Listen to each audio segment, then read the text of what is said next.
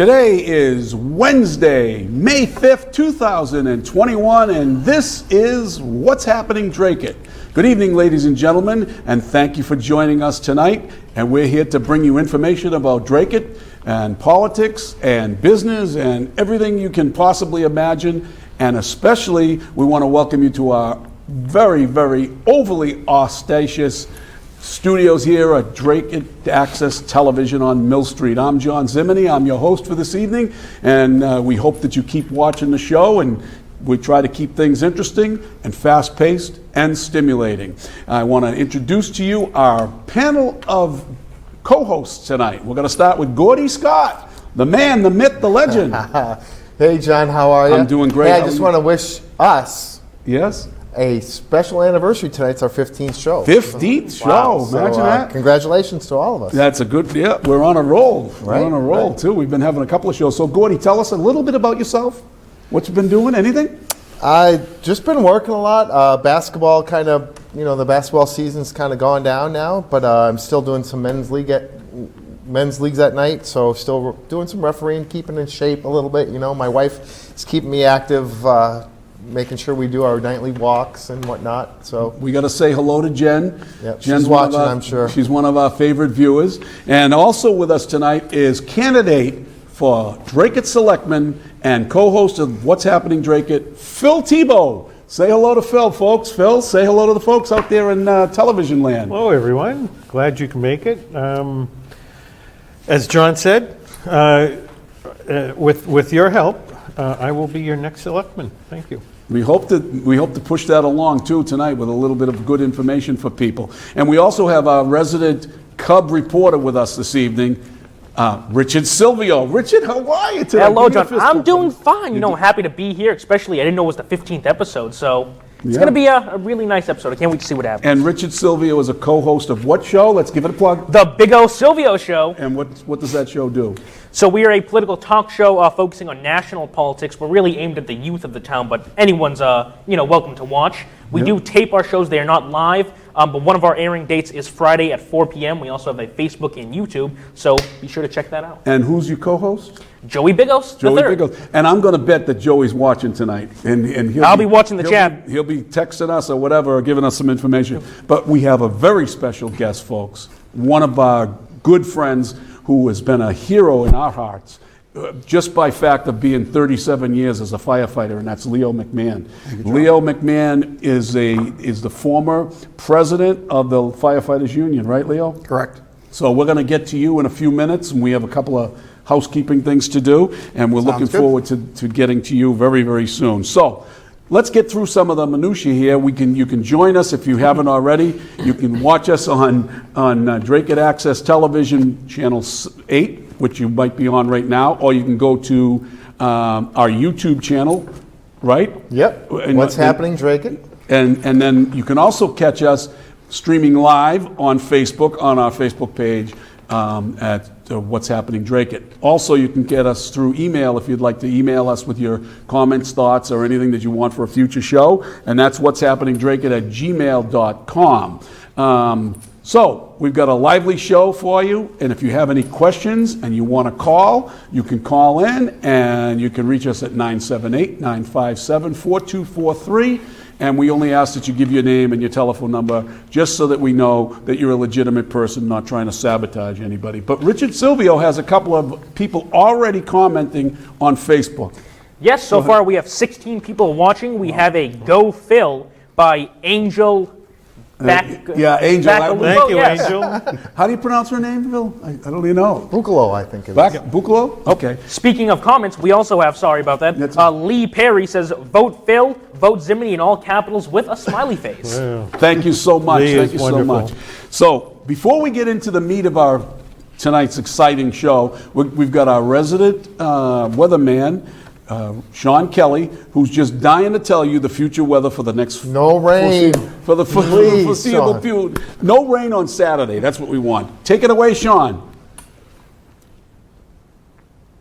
Hi, John. Thanks for having me once again tonight. And here's a look at the forecast for tonight.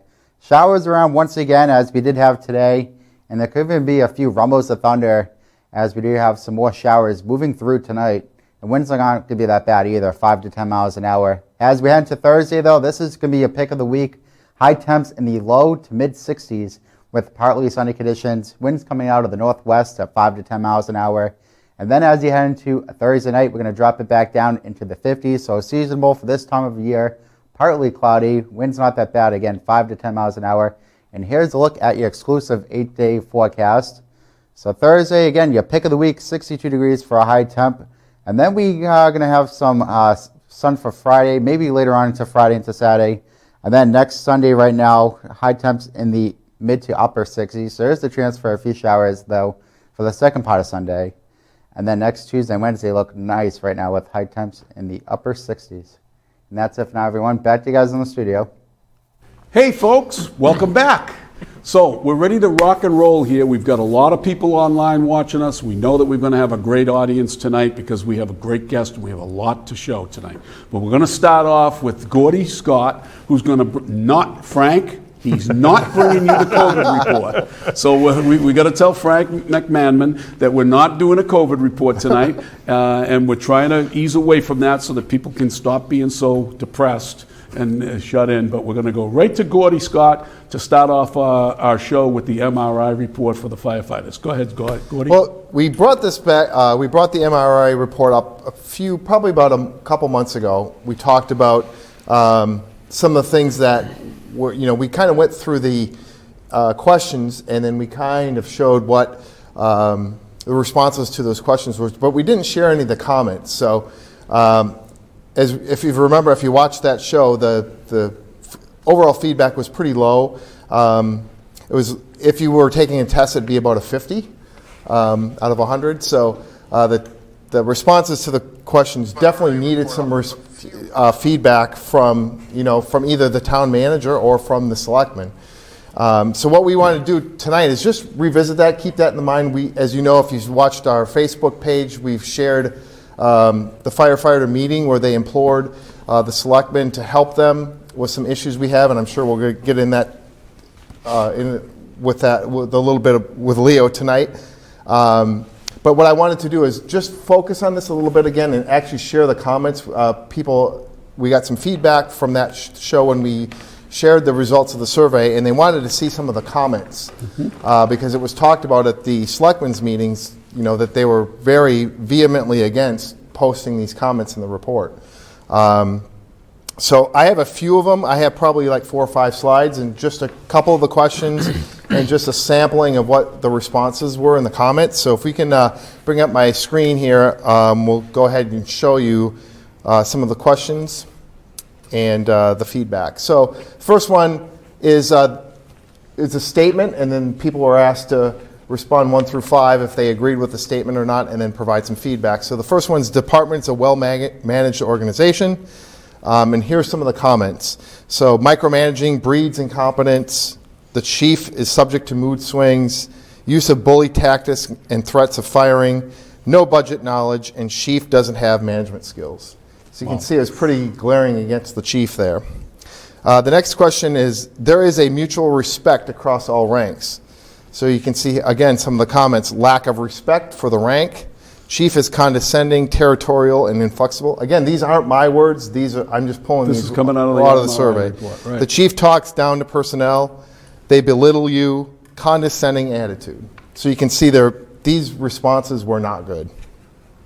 The next one is, I received timely feedback from my supervisors. Again, some of the comments, only negative feedback, not without repeated requests, depends on situations and events. I don't receive feedback unless I push for it, then I get an attitude. Feedback when offered is 95% negative and offered in a hostile, combative manner. This one is pretty bad, and I couldn't actually post the actual contents of this one on one of the responses, but it's, I have witnessed acts of discrimination based on race, sex, age, ethnic origins, or sexual orientation. You can see seen chief do this, not other members. Chief is one of the biggest offenders, making racial references constantly and ethnic-related negative comments. The chief has been known to call the president of the U.S. a N-word. Can't say that on TV. Wouldn't want you to say it. We wouldn't want you to say it. We don't want to use those words. Both the chief and one of the deputies will make adverse comments about members of the public, not shy about sharing political views, often with vulgar and offensive language. And then the last question is, I felt threatened or intimidated by coworkers or supervisors. People wrote in, Chief has issues with anger. Chief has threatened to make us miserable based on outcome of evaluation for starters. Employees feel like they're walking on eggshells, and Chief constantly remind new hires that they can be fired. So this was all brought up to the town manager at the time and the selectmen, and they're really, and I'll let Leo speak from firsthand knowledge, but there was really nothing that we know about that was done to do anything about these comments or responses. Correct. So we can jump into some discussion on this, Leo, if you'd like to, or we can get into the video and then come back to this. It's up to you how you want to handle this. You want to jump in on this report? I'll just quickly here to start off with Right. this. This is a tough one for us, and I just want to open tonight by thanking you guys for having me. As I said to you, John, I'd actually much rather not be here, but unfortunately, Selectman DeRocco decided to lay a lot of what's gone on at my feet, so I had felt as though I had no choice. The membership that I spent years working with and representing really would prefer this whole thing just go away at this point. We're done. The town did nothing. The chief has decided to retire, which is great. I hope he has as many, what we say in the fire and police services, I hope you have as much year on the outside as you did on the inside. And I truly hope that that's what he experiences come July. It's unfortunate. The MRI report, in some pieces that people don't understand or know about, is I got an immense amount of pressure from the former town manager to get my membership to participate in this. And I'm not sure what Gordy's numbers are referring to. I mean, on the police side, it was kind of low, the participation. Right.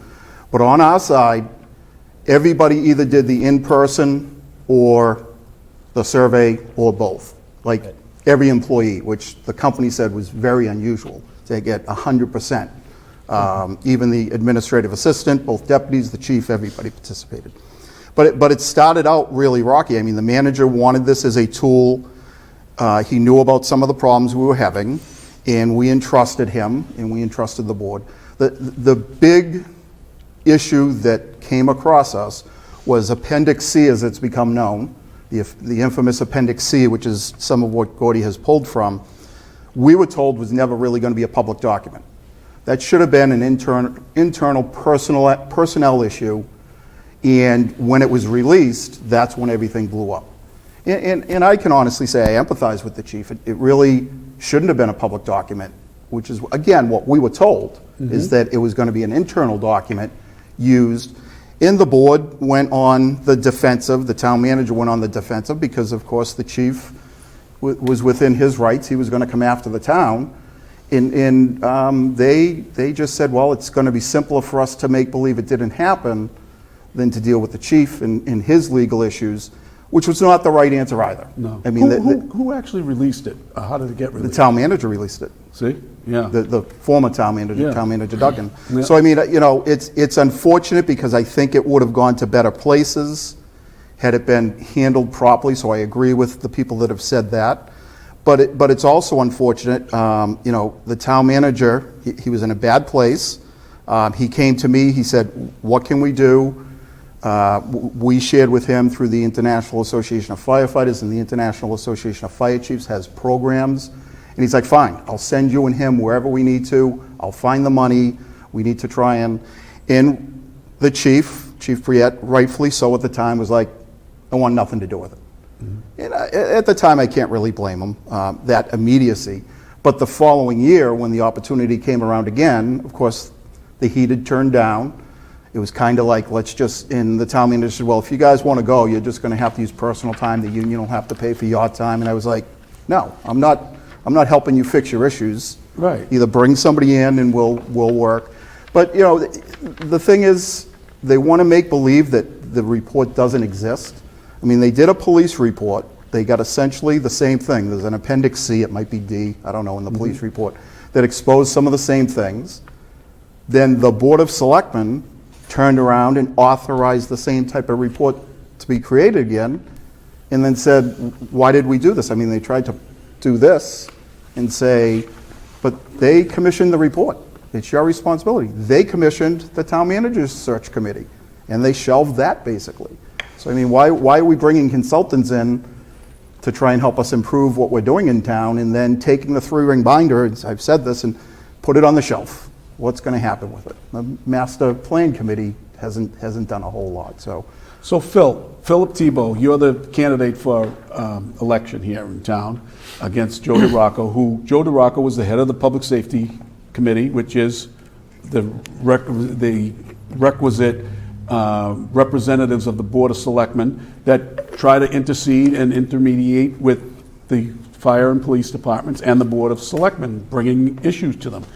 You, as a candidate, if you were elected, what would you do if you were in that position? Would you just let that kind of an issue just go to waste and shelve it on the? I know you have an issue with the master plan too. So, what say you about that? Yeah, that's a very big issue. I mean, as Leo was saying, you know, the MRI report, I think, for each department was about $25,000.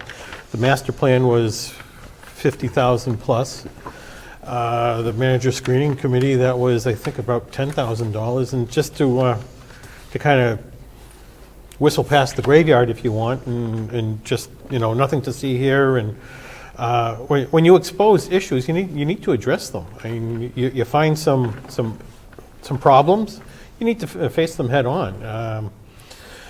And, you know, everything's open. You got to be able to talk to everybody. I mean, in my professional office, I talk with my crew and my designers, and I say, okay, you know, we're going to talk about this project.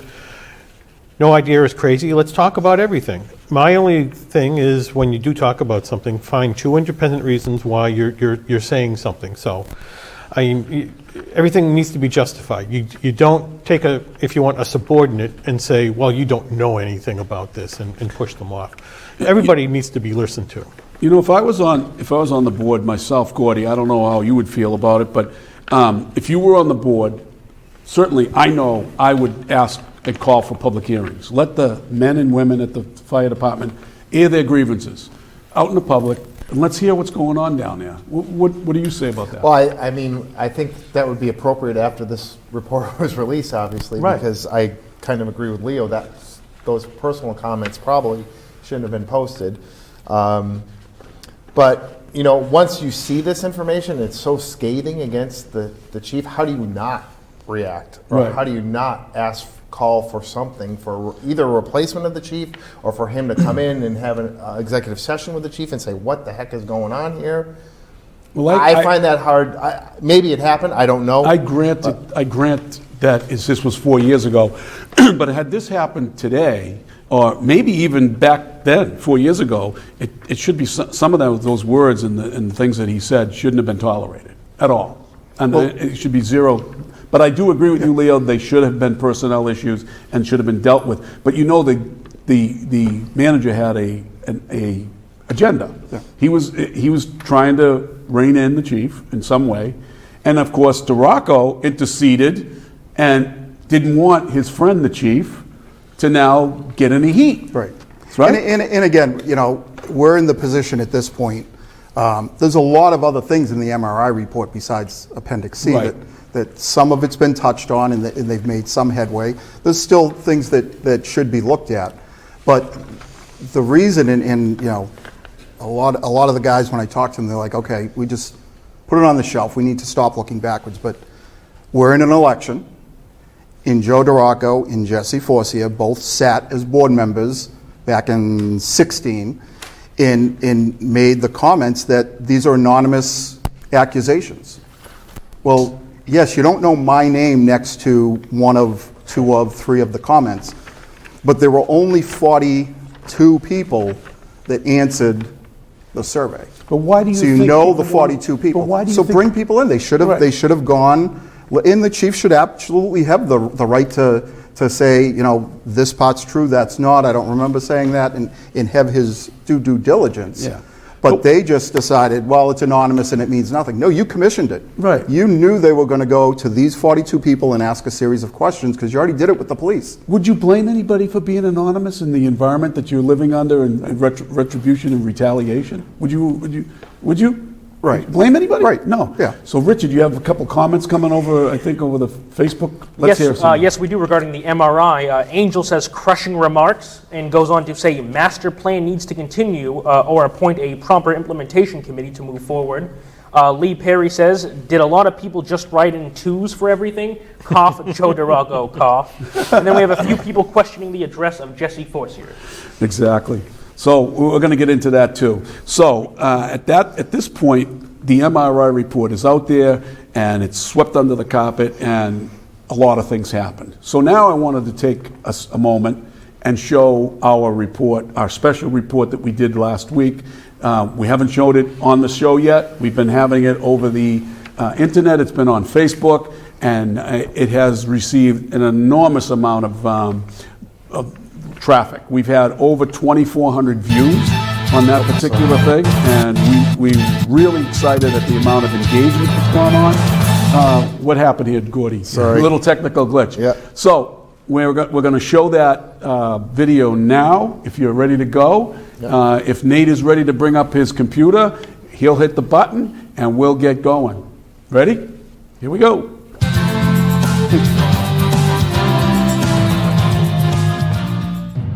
The following video report is an emotional plea by the Dracut firefighters for help. Dracut firefighters whom were frustrated by the lack of help and support by Joe Durago and other members of town government resulted in a show of solidarity on September 24th, 2019. Watch as firefighter Leo McMahon and Justin George emotionally beg for help, and then witness Selectman Joe Durago's arrogant and condescending response to their pleas. Okay, good evening and welcome to the Board of Selectmen meeting of September 24th. If you'd please rise and join me in the Pledge of Allegiance. I pledge allegiance. Leo McMahon. Topic is Dracut firefighters. Thank you, Mr. Chairman. Thank you to the board. Thank you for allowing us to extend our time before you this evening. My name's Leo McMahon. I'm the president of the Dracut Firefighters Local 2586. I feel it unfortunate that the Board of Selectmen has chosen not to hear us on your agenda as requested. The confines of community input are not conducive to the much-needed dialogue that needs to take place. We feel no choice but to make a public appeal to you, the board, to take action on issues before us. The citizens of Dracut deserve better. The Dracut firefighters deserve better. The town's inaction with regards to the external review MRI report of 2016 has contributed to the current hostile work environment, along with issues that we currently face. The report made several recommendations that have been dismissed or ignored. Implementation and corrective action at that time would likely have lessened the issues before us now. Since the MRI report, the chief has taken adverse action against the union. He's taken action to prevent on-duty union members from participating in union meetings, a protected contractual right as found by an arbiter. The town has chosen to challenge this ruling in the courts. It continues despite the union's attempt to resolve the issue at bargaining. This continues to cost the taxpayers money and legal fees. This was the beginning of management's deliberate attempt to interfere with the union's ability to operate and to silence us. We feel important that the residents of Dracut understand that the chief has stated on multiple occasions to our members, and I quote what he has said to us, "If you want to fight and not work with me, I will bankrupt you. It costs me nothing. I have the town's money and it won't run out." This has been reported to the town manager. This has been reported to the members of the board. And that's exactly what he's trying to do. He's trying to bankrupt us at the town's expense. He has made this statement multiple times. In another issue, the town has been found to have violated our members' rights. The town took retaliatory actions against a member for filing a human resources complaint, a complaint that the town, in our opinion, failed to fully investigate and has yet to provide any finding. They went on to wrongfully place the same member on leave, demanding he be evaluated as to his fitness for duty. All of this in response to an article he legally placed on the town meeting warrant regarding military pay for the employees of the town of Dracut. The findings, and I think it's important to realize that we had a finding from Superior Court and we had a grievance finding. In Superior Court in October of 2018, and I quote from the finding, "The court finds the timing of the defendant would be the town in this case, request is suspect due to its proximity in time with the plaintiff's petitioning activities. In addition, the reasons provided by the defendants, again the town, to support the request for a fitness for duty exam are not compelling. There is no evidence that George is not fit to perform the duties of a firefighter at this time that is any different than that which existed prior to his petitioning activity within the town.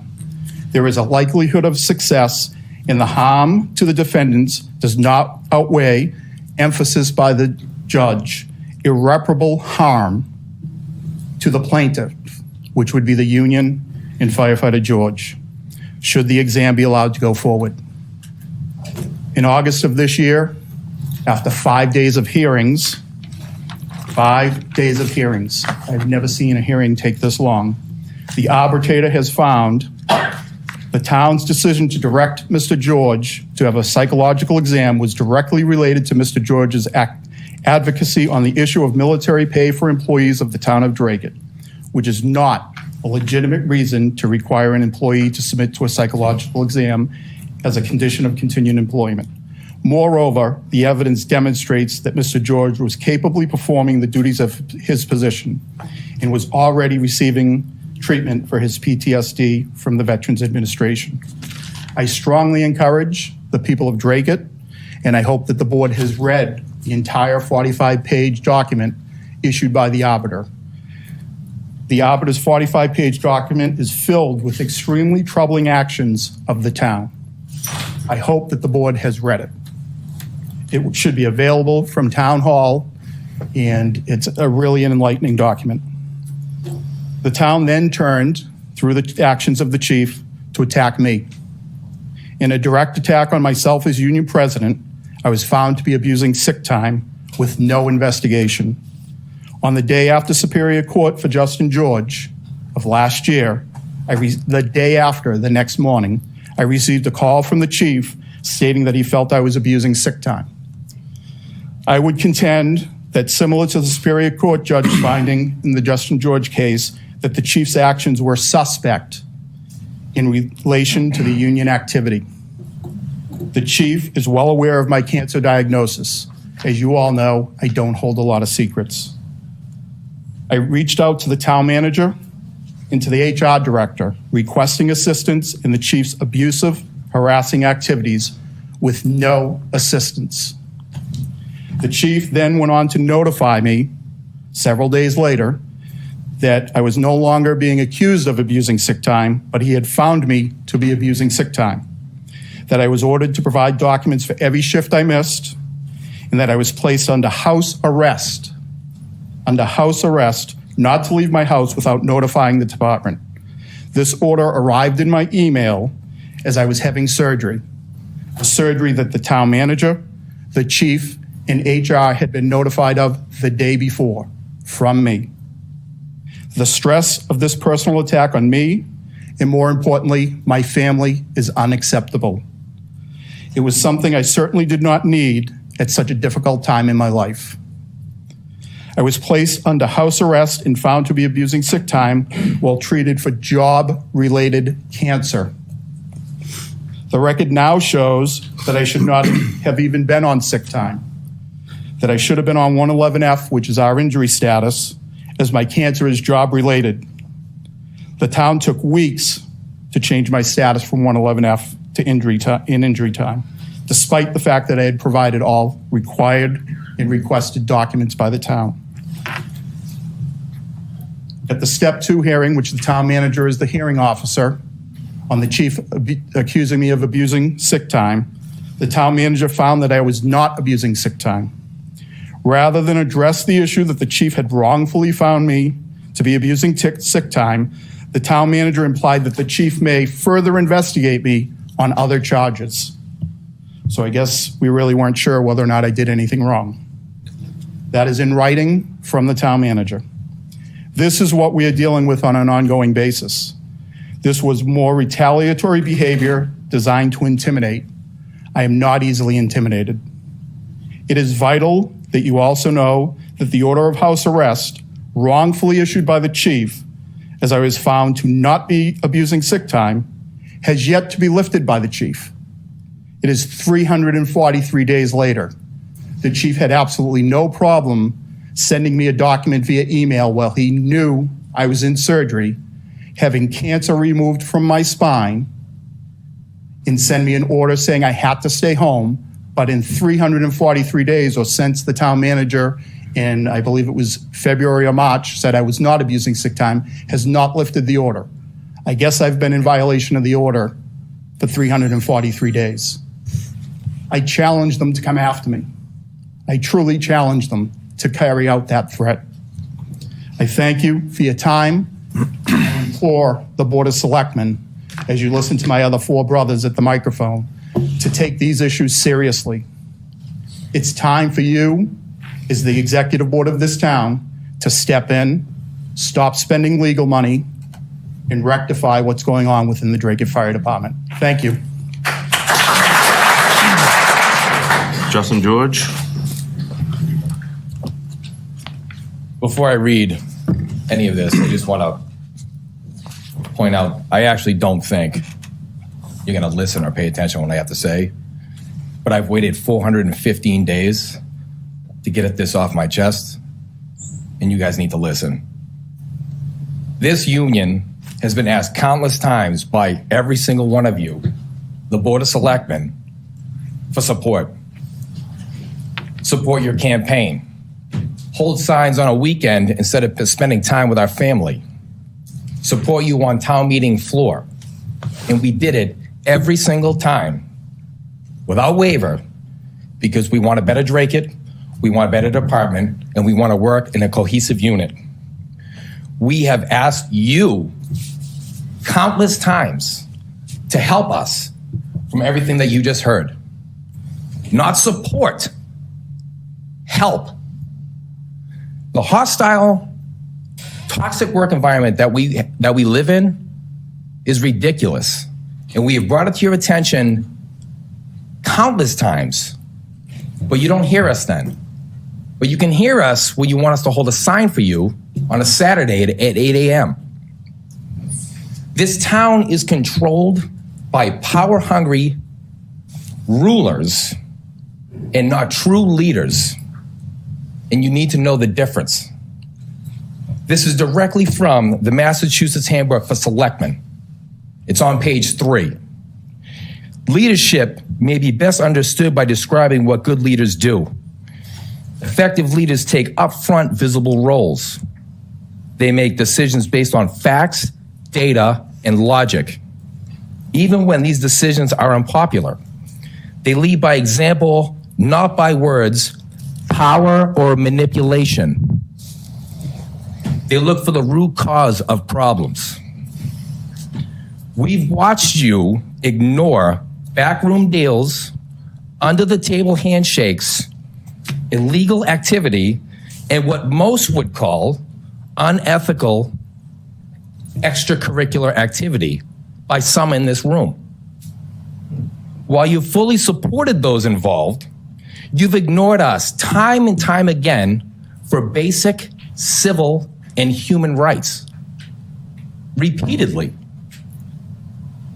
Because of your repeated inactions and cover-ups, you created this. We didn't do this. Your inactions brought us here. I stood up to do the right thing over a year and a half ago because you would not. I know that without making a stand, it'd be one of these guys, one of my brothers and sisters that would be attacked next week, next month, next year, 5 years from now. Although the stress and damages that you caused to me and my family are unrepairable, I would not forgive myself if I watched one of these guys go through what I went through because of my cowardice. I did your job. 6 years ago, I was known for my compassion in Dracut. While a child passed away under my care, I stayed with his mother to comfort her because her husband wasn't able to come to the hospital with us because they had an infant at home. From that, an amazing relationship has formed. Yesterday was that child's 6-year anniversary. 5 years ago is when I was known for patriotism while deploying to Afghanistan and the outpouring of support from the community that gave me, and more importantly, my family, I can never repay, and I am forever eternally grateful. 4 years ago is when I came home from that deployment. I was known for my commitment to Dracut Fire, to making it a better and safer place. I was personally requested by the chief to operate for committees for standing operating procedures, standing operating guidelines, among many other things. 3 years ago is when I was known for heroism by the community, and every single one of you in front of me, when I found a missing woman that was missing for 3 days, you gave me a citation. You thanked me for my service, and conveniently you were around and remembered who I was for photo opportunities. 2 years ago, I was known for my community involvement and selflessness for that same family that child passed away 6 years ago when I ran the marathon in 2017 and this year in 2019, and my wife ran it in 2018. Being in public service and emergency service, there's always going to be what else could I have done? Even though that day, I know I did everything possible, but that still lingers. So what could we do is to help this family and raise awareness. And we've helped raise over $100,000 within my family alone since that day. Now, I'm known as the Double Dipper, which you labeled me as. The selfish, self-serving, money-grabbing firefighter that you labeled me. I'm known as the harassment, retaliation, discrimination guy. I'm the guy that took all the abuse, corroboration of lies, deceit, perjury, and still won. I'm the PTSD guy. You used what I viewed as a strength that I faced head on when I came home from Afghanistan and did the right thing. And you tried to twist it and exploit it to fit your agenda.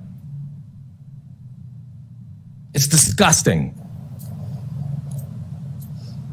Not only did you ruin my firefighting career, you tarnished and ruined my military career. Everything that I've ever stood up for, you threw away for the sole purpose of stroking egos and satisfying a couple agendas. But not only did that scheme fail,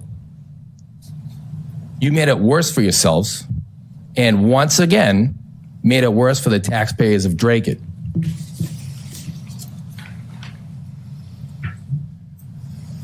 What you ignored, or based on your personalities, refused to consider, is your complete and total disregard for my wife and 2 children that you dragged into this. You deeply affected the core of my family for no reason other than to fit what a couple people wanted to put together. Why doesn't Dracut want you anymore? Do we have to move to a new town and go to a new school and make new friends? You forced my wife to work extra hours because you locked me out of the department that I put everything I had into for the sole purpose, once again, for stroking egos and satisfying personal agendas. Heroism, patriotism, commitment, compassion, and selflessness, you took that from me. and I'm never going to get it back. You ruined who I was, and you made my family watch it. My family lost a year of me, and I was standing right in front of them.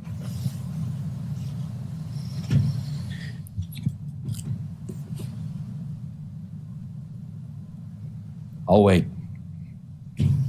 You tried everything possible to silence me and ruin my life.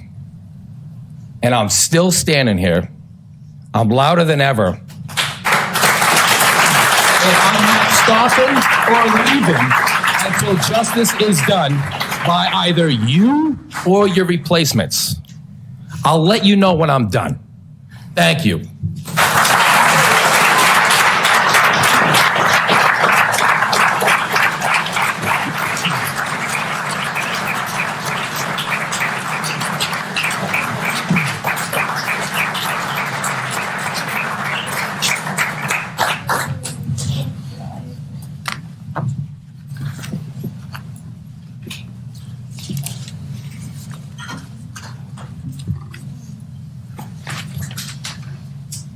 So,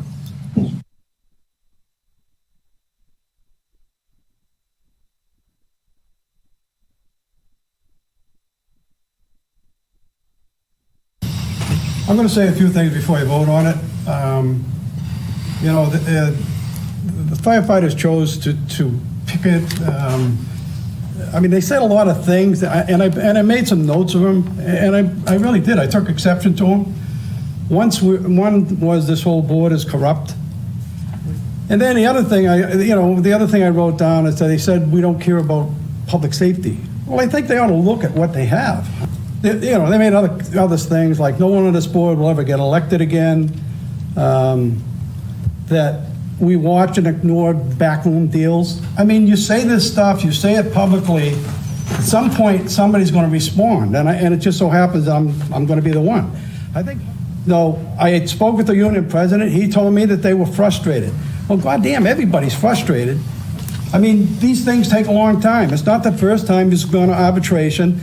The picketing, it shows solidarity. But believe me, I don't think, it didn't mean beans to me how many people were out there, and I don't know if it meant anything to anybody else on this board. I don't believe what you did to this board is acceptable. I think it was wrong. And not for me, but I think you'll owe this board an apology, because I really think what you did was awful. And that's all I have to say.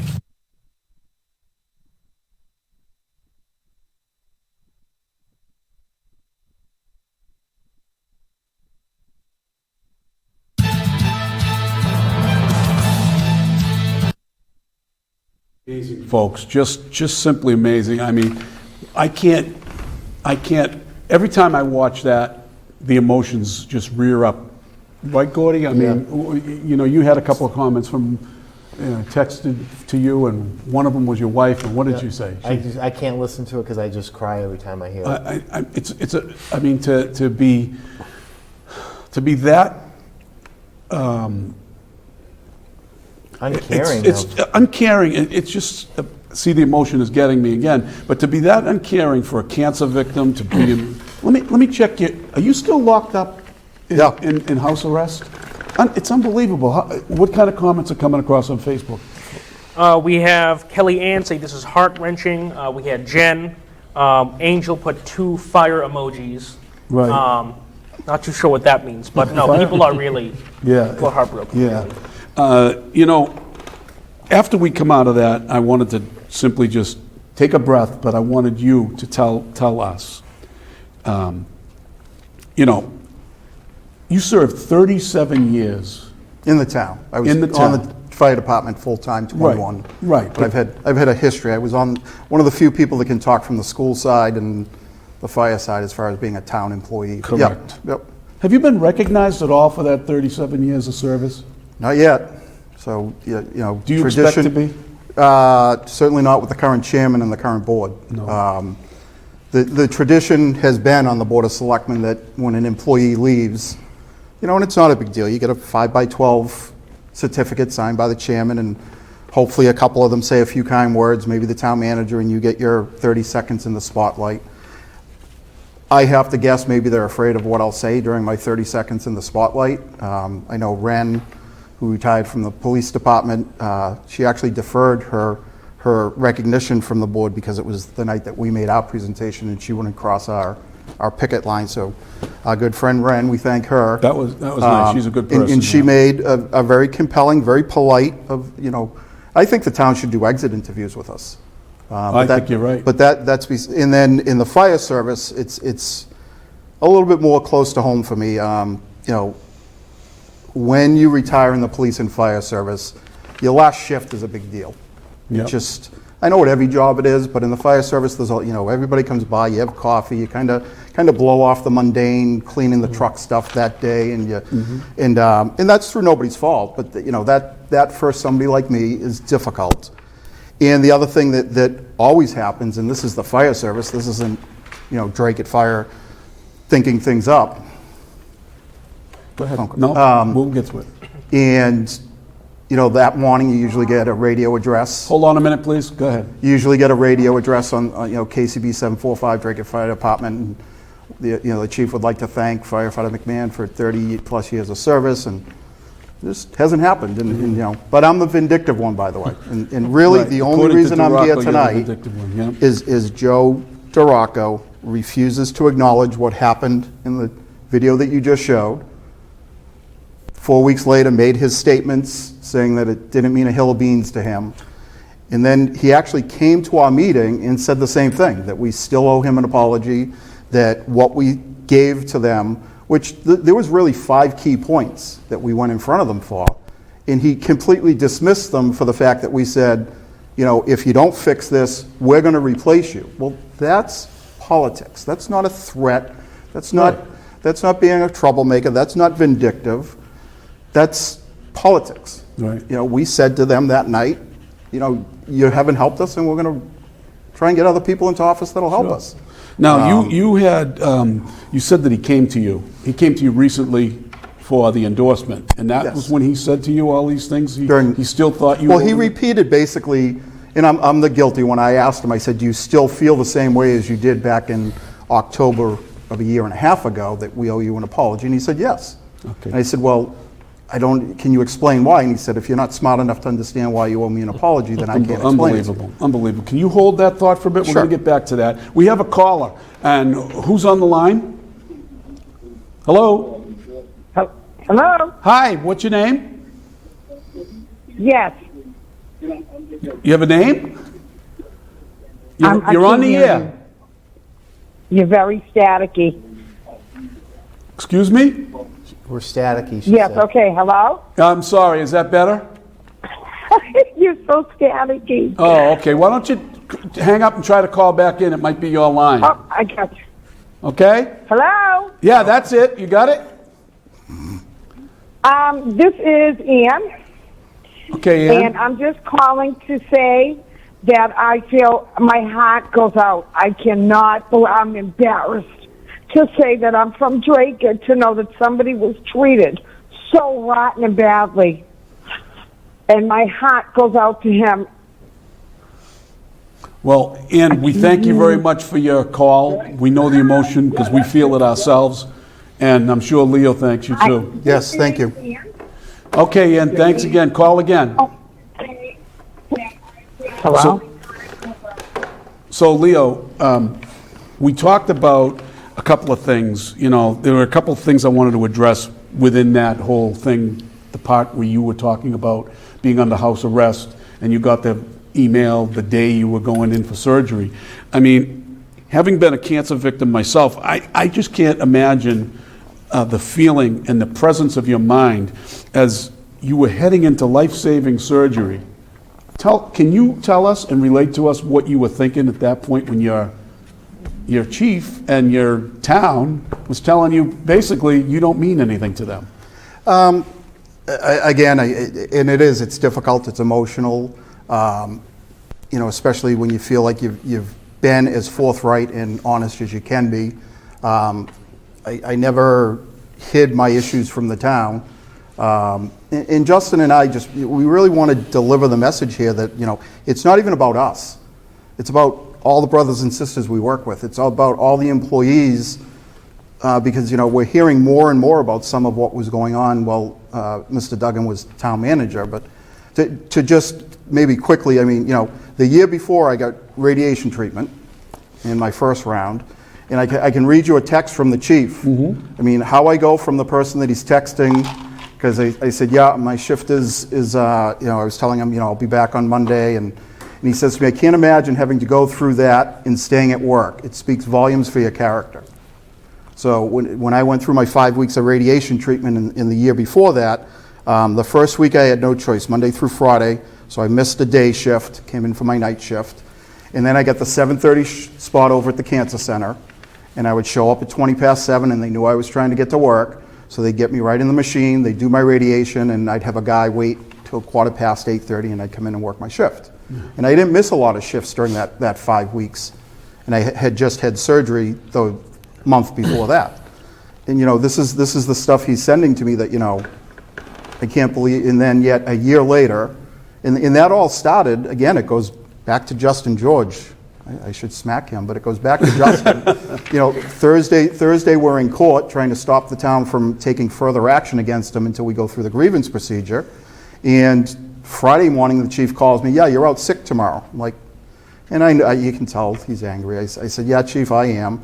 He says, well, that's, why are you out sick? You were fine yesterday. You seemed like you were all smiles at the hearing yesterday. So I'm not connecting the dots. He's connecting the dots that he's mad because he knows the town got their clock cleaned on Thursday. Yeah.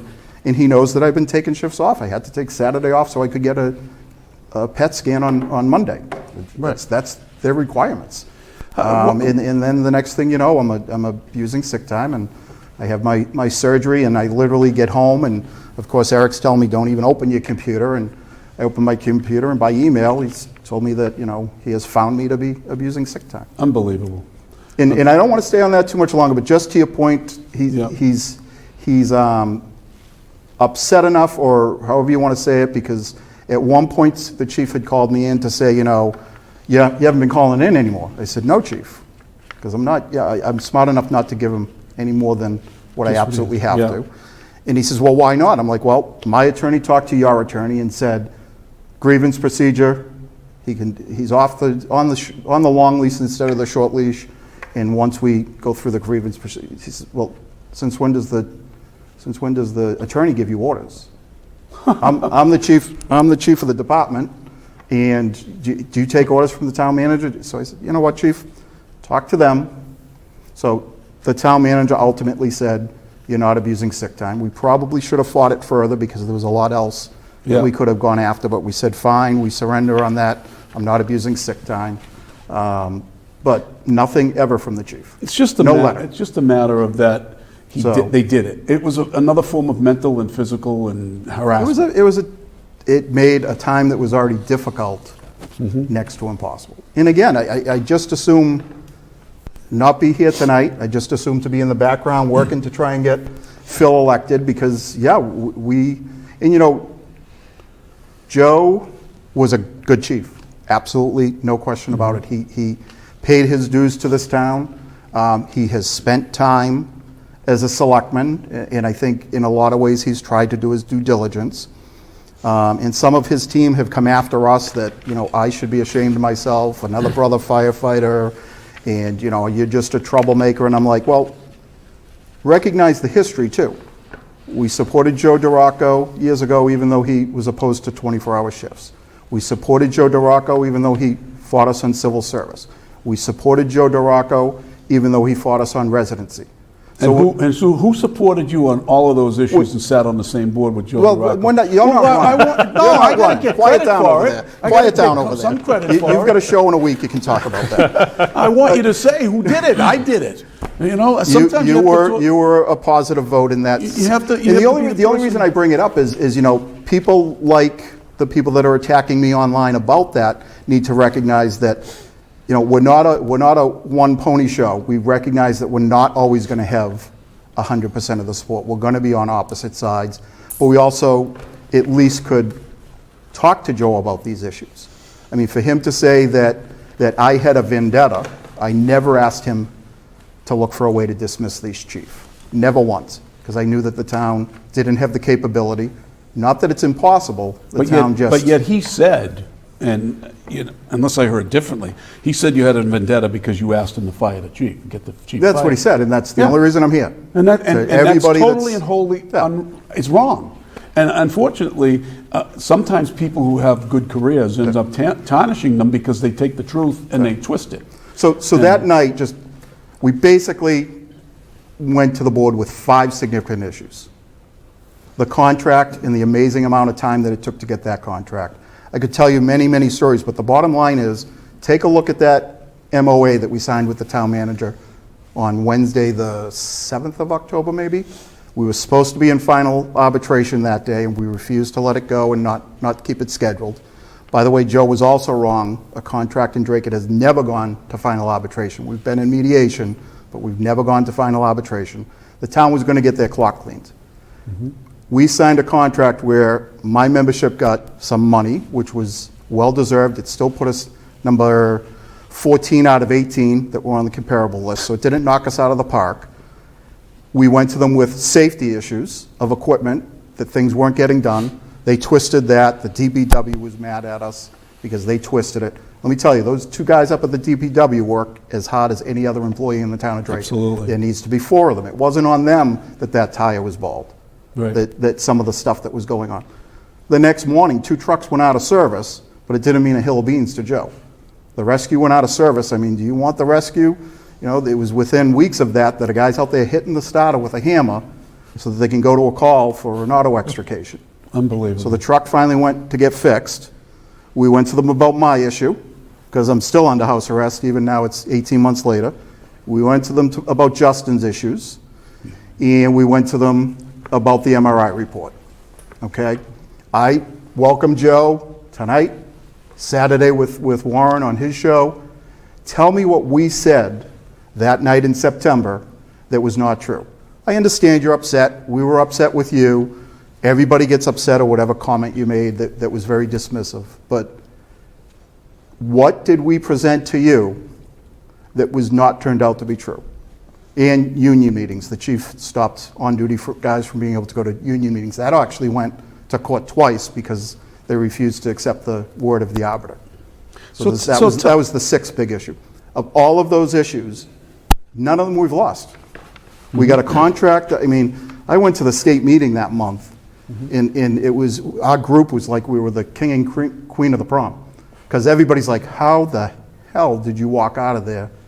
You got up to money that your brothers and sisters are making. You gave the town nothing. The chief wrongfully put me under house arrest.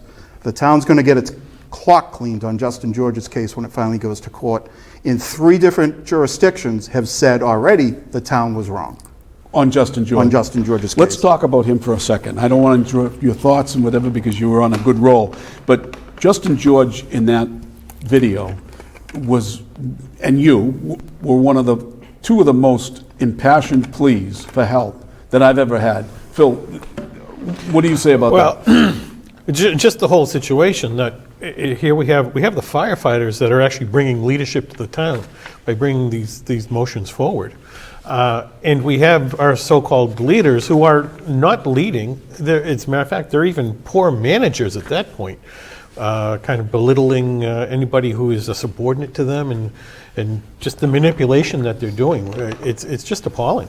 And we want to point out that, you know, Tony Archinsky and Tammy Dristolaris were part of that board, and they were very supportive of firefighters and the police in many, many ways.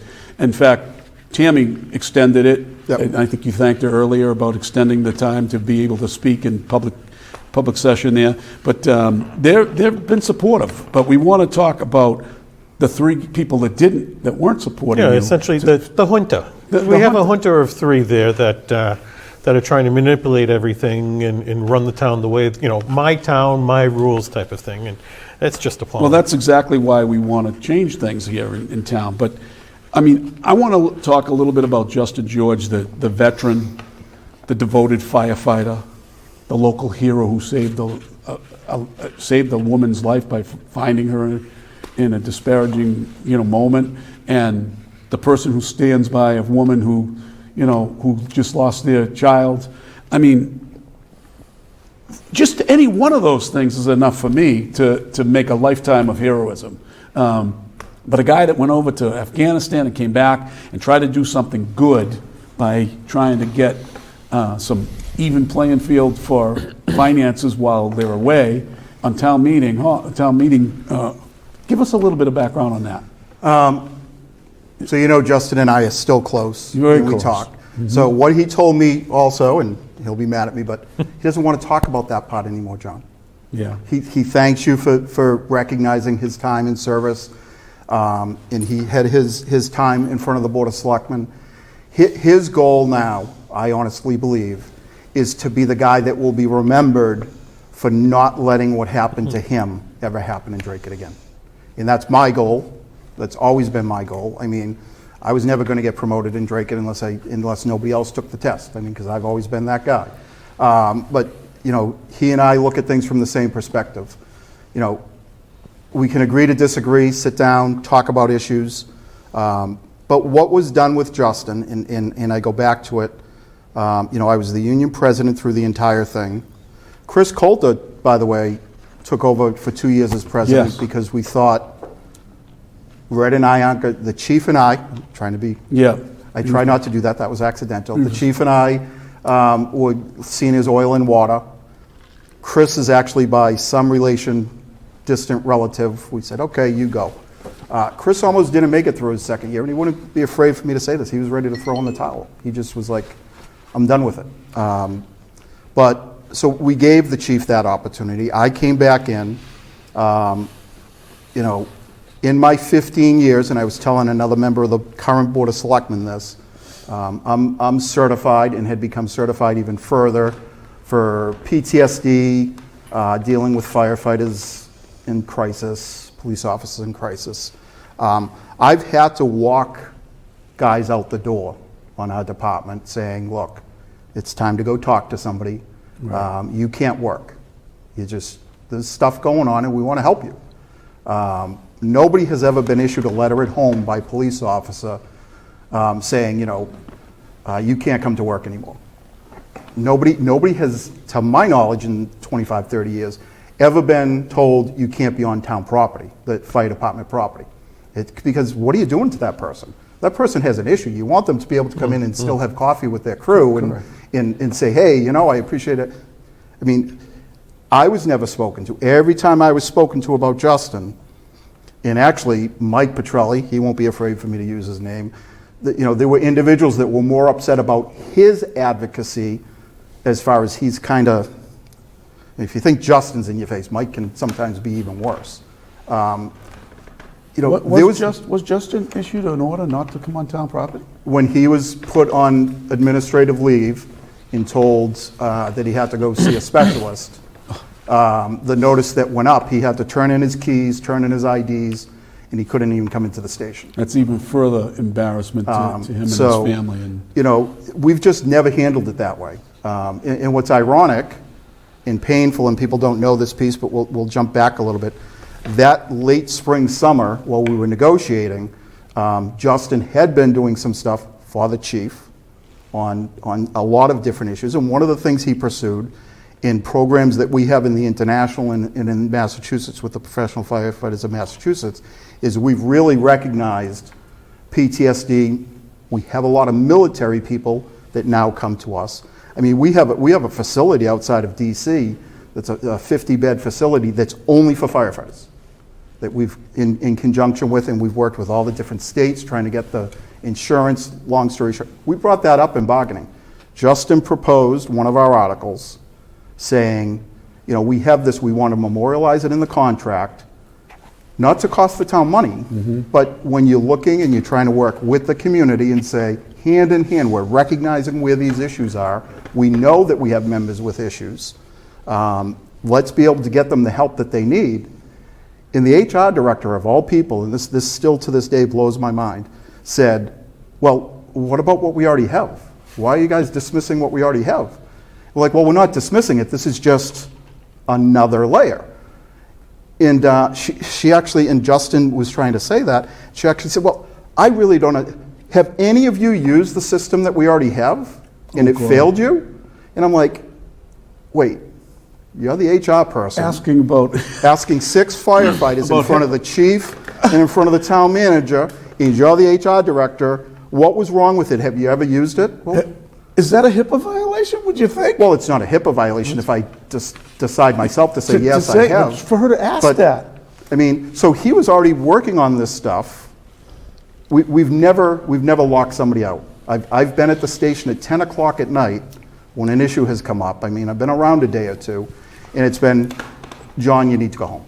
So you're a real close friend of And his. the question becomes, why was it held so differently with Justin? I know. You have a couple comments on Facebook? Yes, we do. Lee Perry says it'll be hot where Joe goes. We have Angel and Lee. They went on to say that we need to celebrate Leo and thank him for his service, and I absolutely agree with that. Yeah, absolutely, absolutely. So, What's ironic too, and this I probably, but you know, Justin supplied caretakers, not actual physicians, but psychologists and stuff Right. through the VA, because he said, okay, I'll give them information. That wasn't good enough. And if you read the report that came out from the arbiter, said, you know, there's no way the town can explain that what he supplied wasn't good enough.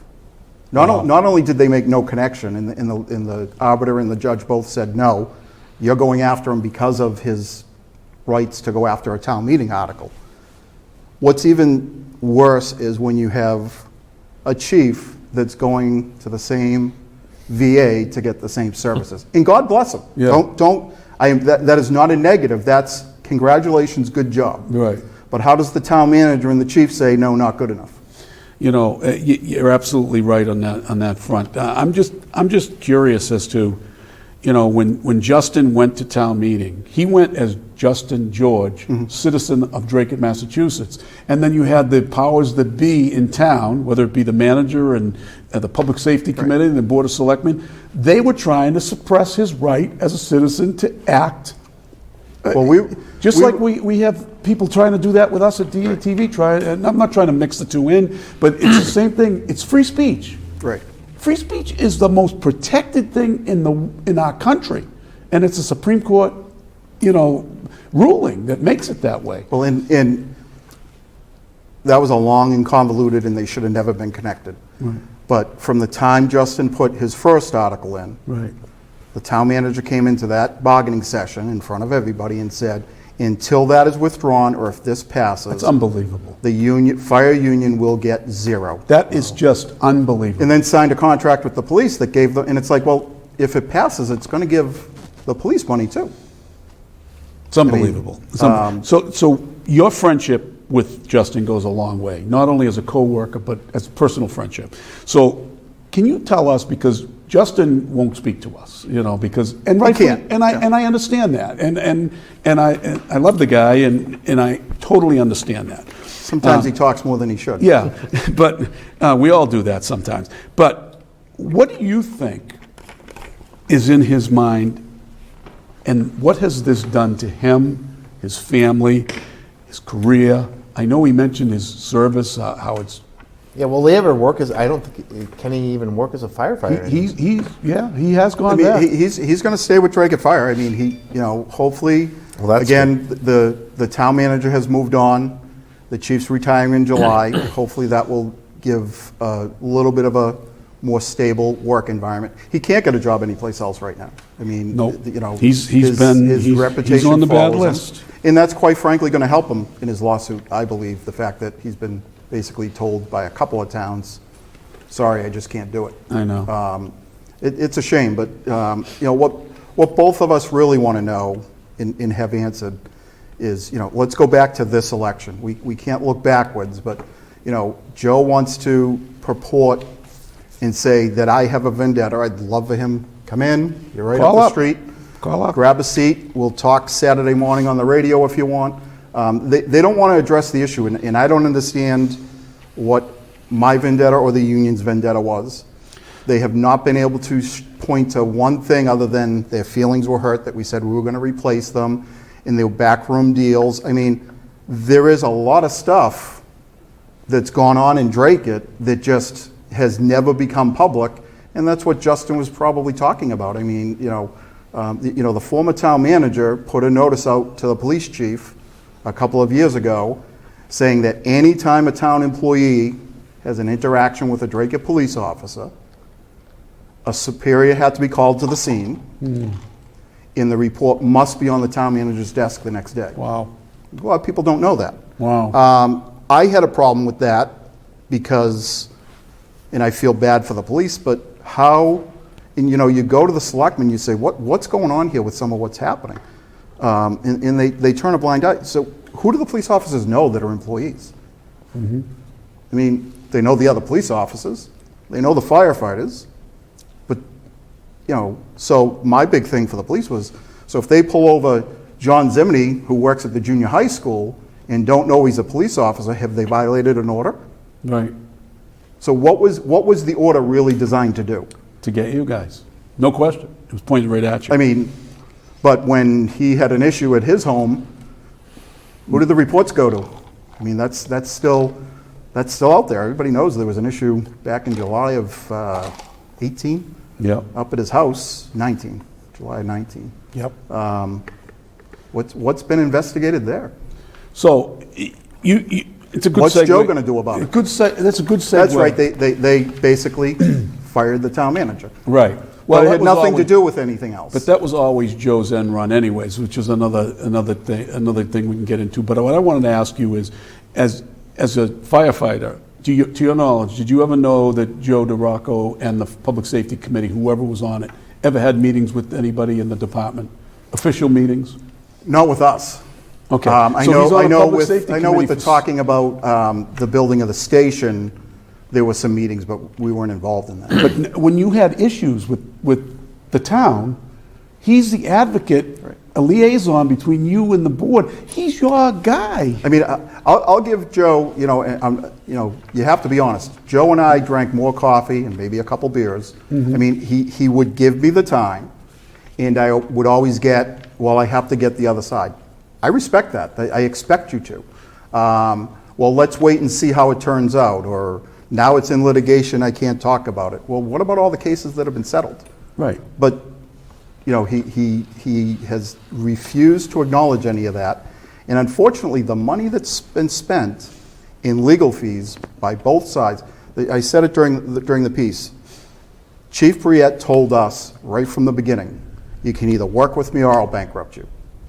And he basically did. Right. If we did not get financial help from the International, we would be broke. Unbelievable. You know how many locals got help from the International in that year? We represent Canada and the U.S., something like 385,000 members. Right. 3 locals got help that year.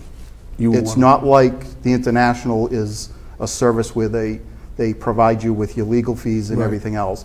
And that took us work. We took a lot of work to say to them, listen, and not for the fact that we didn't have probably one of the most brilliant labor attorneys in Massachusetts, and he carried us for a long So time. let's shift gears a little bit and talk about this. But how much has the town spent? Oh, thousands. And how much are they going to spend? Thousands more. But let's he's done a shift good it. job. According to Joe DeRocco, Yeah, he's of course, done he's done a good job. Let's shift gears for just a minute and talk about the endorsement real quick, because we want to talk about the election. So why would the fire department now, after all these years, not endorse? Well, as I said, I mean, we've endorsed Joe every time up until now, I think at least once, running against Phil. And for good reason. I mean, again, he would at least sit down with us. We thought we would make headway. We knew we at least had somebody with a background that should be able to help us. But, and I've said this to a couple people that are political people that have run. It's agilous to the time that another member of the board about 10, 12 years ago came to us and said, I don't know why I'm here, you guys should just endorse me. Well, so we did it. I mean, so he basically said to us what you saw in the video. Right. As far as the concern of the presentation that we made in September. Yep. So how is he going to walk out of there with an endorsement? I mean, and I don't get. I mean, we're hearing a lot of stories about what went on at town hall, and I have no aspersions that my friend is going to try and get rid of Ann Vandal. No. I've worked with Ann Vandal for a long time. She will be, and she is a good town manager. Yep. We all have things to learn. We've all made mistakes. But one of the things that some of the selectmen are saying now behind the scenes, because they won't say anything publicly, is, and I was told this directly, well, you don't understand what she went through with Duggan and how cruel he was, and he would not let people in meetings for weeks, and he'd yell and scream. And I'm like, well, first of all, I've been on the receiving end of Duggan's yelling and screaming on multiple occasions, but why isn't that public? Okay. Why? I know. Why have those problems at town hall all been, as we would say, swept under the rug? Yeah. I got to move a little bit quickly here because we're coming down to the last 12 minutes. Why did the police endorse? What do I believe? Why do you believe? And I won't give you any names, and I know I yell at you when you do that on the air. But in fairness, I have it on very good authority that Joe went to them, and one of the promises Joe made presenting to them during their meeting is he will help them with their issue with their chief. And I wish they had come to us, because we would have said, well, he certainly hasn't helped us with our issue with our chief. So he's making promises that I don't know he can fulfill, but that's the promise he's making. So he's using his position again to exact revenge in a way that... Well, he needs the support. He knew once he lost our support, he needed to at least be able to say, right, the police is still backing me, and it's all McMahon's fault. He had a vendetta, so it's all So my let's fault. talk a moment, let's shift the gears again, and let's talk about with Phil and you, and we're going to play a video, quick video about... We have another video? About how Jesse, the president, chairman of the board, said that he had the votes to skirt the whole manager thing and go on with and change it all around and put Ann in charge. Go ahead, play that video. Yeah, well, as you know, I was kind of center of that, as that my decision changed with Ann. So a little history to that. I did appoint Joe Wilkie to that selection committee. So as we went through that process, I agreed with following that process. I was not happy that Ann wasn't one of those choices, but I said at that point, this is the process that was, that I wanted to see through. And then COVID hit. And being chairman, Ann and I worked hand in hand. Who is it? A lot, and I saw what she was going Richard? through, and I said it hold back on. then that I didn't think an Let's not outsider. do that one. You couldn't walk into any That's- place. There was no it had- curve. There let's was not no take learning. it Go ahead, curve. hang on, Yeah. just ask him Well- to hang. It may seem a little drastic now, but when you were I there warn and for every show not to. March 17th okay, of you last go. year, it was upon us. So, seeing what Ann was going through and seeing how she was handling everything, Ann and I had a couple of discussions. One of them was pretty heated on a Friday, and I went back in and I basically gave Ann the interview that I thought she deserved. I knew I had the votes. I knew I had Joe and Allison were going to be on one side, and I knew that Tony and Tammy were going to be on the other. So I knew it was my decision to either continue forward or not. So Ann and I had a lengthy discussion. I laid out my expectations, and she laid out hers, and I thought where her strong suits were and where they weren't at yet. Joe touched on the economic development director. That was one of the things that I wanted to happen, and it's happening. So she's done a All right. Phil, who wants the first bite at this? Phil, go ahead, Phil. Let me. There's again this rumor going around that essentially the screening committee wanted to fire Ann, which is absolutely not true. We were tasked by the Board of Selectmen, each of us, with a list of things to do. Find us the best candidate that we can have. And so out of 54 resumes, we went through, and there were 4 finalists that we thought were the best. Ann didn't, again, now she's competing with 54 other resumes, and she didn't meet those 4. Right. And by no means was that essentially our endorsement of firing her. no, but you even the appointment of the people on that search committee, that were appointed by Joe and Jesse, they didn't, you tell us. Did they- That's correct. And, it's public record. yeah, the appointments that they had put ultimately did not vote for Ann either. Exactly. Go ahead, shoot. Well, shoot away. I don't know if the people, the voters of Drake have heard that piece of video, because to me it's earth-shattering. Right. So I say there's 33,000 people in Drake. Whatever the number is, we all know it's north of 30 at this point. One person decided who the next, and again, as much as Ann and I have had business together, this is... Has nothing to do with Ann. As Warren Shaw said, this has nothing to do with Ann. None of us want to disparage Ann. Ann has worked hard for the town of Drake. So my comments have nothing to do with Ann. My comments have to do with Jesse Forcia being one person with Joe. Right. Goes in, what did he ask? What were his questions that were so much more important than the other 4 board members, than the committee that did the interviewing? That we spent an hour interviewing her. And yet another report that we spent however many dollars on just went on the shelf and never got used. And they're trying to blame COVID. I mean, you know, I wish I could say some things that you can't say on TV. I mean, it's just crap. It's absolute crap for them to be trying to say it's because of COVID. That we didn't interview everybody. And I think of the people that I've talked to, I think most people would have accepted it, and they would have done Ann a much better service to just say, you know what, we're going to interview the 4, and because she's an an employee that's acted twice and has worked for the town, we're going to also include her because we feel as though that's the right thing to do. But they didn't do that. That wasn't in their original design, because they should have just said, And give me 4 plus Ann. I'll let you know that the screening committee would have had no issue with if the selectmen took the 4 that we suggested that they interview Ann threw Ann into the mix. But I challenge, you know, It's on my desk. is it even legal? I mean, how is anyone, the chairman of the board, one person, I mean, he said it to you. 2 people were going to vote no, 2 people were going to vote yes. Well, why he had that much information in his head? Because they did it in the back room. Not during a meeting, but Joe DeRocco's mad at us for saying that there's backroom deals. I mean, that's one of the things he's mad at us about. It's obvious. So, but how does one person, how many times have I said this, John? For 33,000 people decide who the next town manager is going to be. You Because can't that's say it what you enough. ended up with. And again, Ian, if you watch this, don't let them lie to you. Watch it.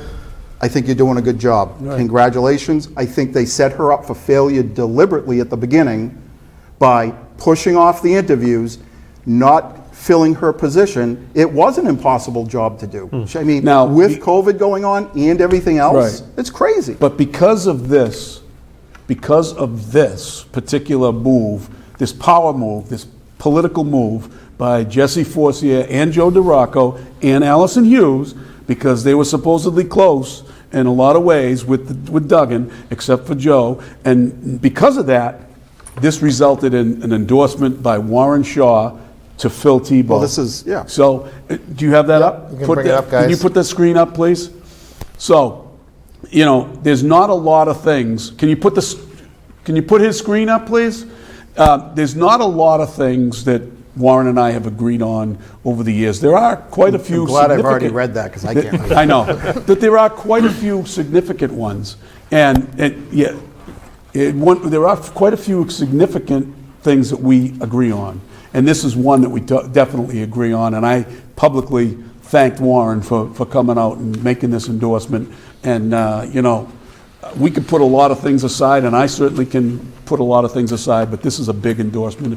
If you had a chance to read it, if you haven't had a chance to read it, please go on at WCAP. Well, and Warren did a great job writing this, and he's right in the sense that the 2 big issues at this point clearly have become the town manager issue. Right. Which I don't think this guy or anybody else is going to look to fire Ann. No, Ann is no. going to be there till she retires, and that's great as far as I'm concerned. Yep. The other issue is what happened with public safety and the way he treated us publicly. Exactly. But I think there's a third issue, and we haven't talked about it. I know we only have 3 minutes left, but I asked Joe DeRocco right now, in the next 3 days, tell us what you've done for housing for the elderly. Absolutely Because nothing. that's been one of your big things. It hasn't been a big thing this year, because he doesn't want to say it, because there's been none. Nothing. I mean, I know there's been a lot of fights. Should should the building on Mammoth Road been used, shouldn't have been used. We don't need to go back in history, No. but one of your biggest campaign issues has been elderly housing along with the public safety. Well, he hasn't done And anything he's been for no friends of the schools schools. The schools, have, Hasn't one done of the anything school for groups schools has come either. out to say that we should endorse. We have a caller, and I don't like to diss him. We've waited a long Go. time. So let's take that call. Are you on? Hello? Yes, hello. I just want to make a comment. A screening committee recommends, it doesn't select. Thank you. Can you speak up a little bit? We can't hear you. She said the screening committee recommends, but they don't select. Correct. That's correct. No, I don't think anybody's questioned that. Right. Yeah. Does that answer your She hung question? up. She hung up. Okay. And I thought there was a Rich call. They hung up. But Yeah, and again, the screening committee made a recommendation. There were 4 names in that recommendation that we felt should be forward because they were essentially the cream of the crop. But the problem was they didn't go there. They just picked Ann and which. No, so I mean, in that regard, to say, well, those weren't any good, and there's been comments made about that. I mean, there were only 5 people in town that have interviewed those 4 candidates. Right. So how do they know? How would they know? Unless. Well, and they're again, the board has been good at saying, and supporters of that board have been good at saying, well, some stuff has come out about 1 or 2 of those candidates. Well, the board picked the process. They picked the company. This company has worked for the town before. They knew the process that they were going to use. That next layer, which is the board, can now do background checks. I mean, That's correct me, and, That's and we're correct. running out of time. I know you've said this, but Yep. they were asked not to do outside, and that's what the selectmen asked them to do by extension, because the selectmen said, this is the company, listen to them, and then give us.